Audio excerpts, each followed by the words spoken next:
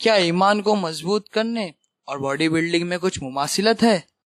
چلیے دیکھتے ہیں۔ پیغام سیریز بہترین ویڈیوز اب اردو میں۔ ایمان بڑھتا ہے اور گھٹتا ہے، بڑھتا ہے اور گھٹتا ہے۔ اس میں ہم کو جو خیال رکھنا ہے وہ یہ کہ ایمان اتنا نہ گھٹے کہ ہم گناہوں میں ملوث ہو جائے۔ وہ ایک مسل کی طرح ہے۔ ہم کو یہ سمجھنا ہے کہ ایمان ایک مسل کی طرح ہے۔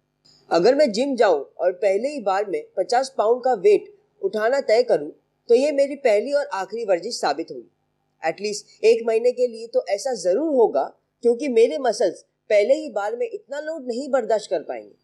پھر بعد میں کہوں گا یہ اپنے بس کی بات نہیں، صحیح ہے؟ لیکن ہم ایسا نہیں کرتے۔ پہلے چھوٹے وزن سے شروع کرتے ہیں اور پھر ویٹ بڑھاتے جاتے ہیں، اور ایسا کرنا اس لیے آسان ہوتا ہے کیونکہ ہم مسل میموری بناتے ہیں، جس کے ذریعے ہمارے مسلز وہ موومنٹس یاد رکھتے ہیں اور مضبوط ہوتے جاتے ہیں۔ اور اگر ہم یہ ورزش کرنا چھوڑ دیں تو پھر سے وہ مسلز کم ہونے لگتے ہیں۔ اسی طرح اگر ہم ایمان کو بڑھانا چاہتے ہیں تو یہ نہیں کہہ سکتے کہ چلو آج سے ہم قرآن کا ایک جز ڈیلی پورا کریں گے، قیام اللیل میں روزانہ 20 رکعت پڑھیں گے، روزانہ 50 حدیث کا مطالعہ کریں گے، ہر ایک دن 8 داؤد علیہ السلام کی طرح روزہ رکھیں گے۔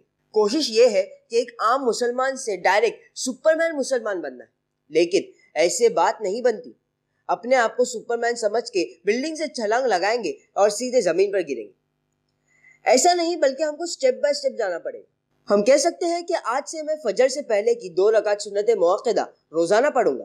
یہ وہ نماز ہے جو نبی صلی اللہ علیہ وسلم نے سفر کے دوران بھی نہیں چھوڑی۔ ایسا میں ہفتے بھر کروں گا اور صرف یہی کروں گا۔ ایک بار اس کی عادت پڑ گئی، پھر کچھ اور ایڈ کرے۔ چھوٹا عمل ہی صحیح مگر ایڈ کرے۔ پھر اس کی بھی عادت ہو گئی تو کچھ اور ایڈ کرے۔ یہ ہوا آہستہ آہستہ وزن بڑھانا، اور انشاءاللہ ایسا کرنے پر آپ ایمان میں بڑھوتری محسوس کریں گے۔ اکثر لوگ پوچھتے ہیں کہ ایمان کیسے بڑھائے؟ جواب ہے تھوڑا تھوڑا کر کے، کیونکہ اللہ سبحانہ وتعالی ایسا پسند کرتے ہیں اور اس لیے وہ ایمان کو بڑھاتے ہیں۔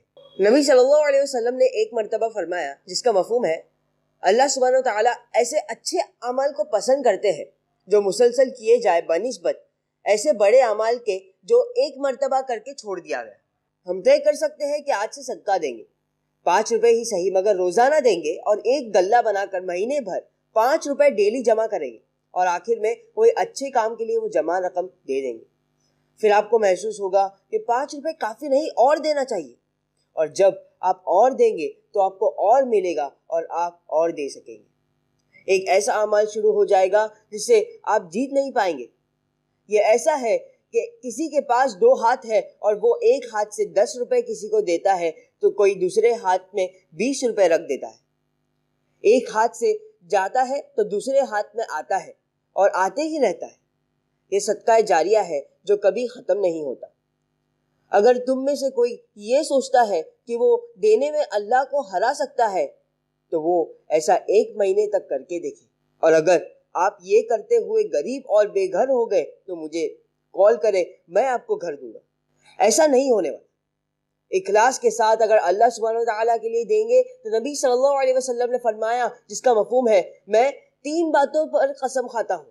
پہلی یہ کہ تم اپنا مال اللہ کی راہ میں دے کر کم نہیں کر سکتے، لازماً وہ بڑھے گا ہی۔ ایک اور حدیث میں نبی صلی اللہ علیہ وسلم نے فرمایا، ہر اعمال کی توانائی اور طاقت ہوتی ہے، اور پھر اس کے بعد سستی کا دور آتا ہے۔ جو کوئی سنت طریقے کے علاوہ سستی کریں گے تو وہ برباد ہوگا۔ مطلب جب تم کو لگے کہ میں بہت سارے اعمال کر سکتا ہوں، یعنی جب تمہارا ایمان عروج پر ہو تو فائدہ اٹھاؤ اور اچھے اعمال کرو۔ پھر جب تم کو ایمان میں کمزوری محسوس ہو تو فرائض پر جم جاؤ۔ انشاءاللہ تمہارے اندر وہ ایمانی کیفیت پھر سے بڑھے گی۔ تم ہر وقت سپر ہیرو نہیں رہ سکتے، ہر دن سپر مسلم رہنا مشکل ہے۔ ہم سب کی زندگی میں ایسے دن آتے ہیں جب ایمان کی کمزوری محسوس ہوتی ہے، تو ایسے حالات میں فرائض کی سختی سے پابندی کریں گے تو ہم اپنے آپ کو سیدھے رستے پر پائیں گے۔ اللہ سبحانہ وتعالی ایمان کو آہستہ آہستہ بڑھائیں گے، لیکن جب سستی محسوس ہو تو ہمیں فکر ہونی چاہیے اور دھیان دینا چاہیے کہ کہیں ہم گناہوں میں ملوث تو نہیں ہو رہے ہیں، اور کہیں ایسا نہ ہو کہ یہی سستی کی حالت میں اللہ سبحانہ وتعالی کا بلاوا آ جائے، تو بہت فکر کے ساتھ اس پر دھیان دینا چاہیے۔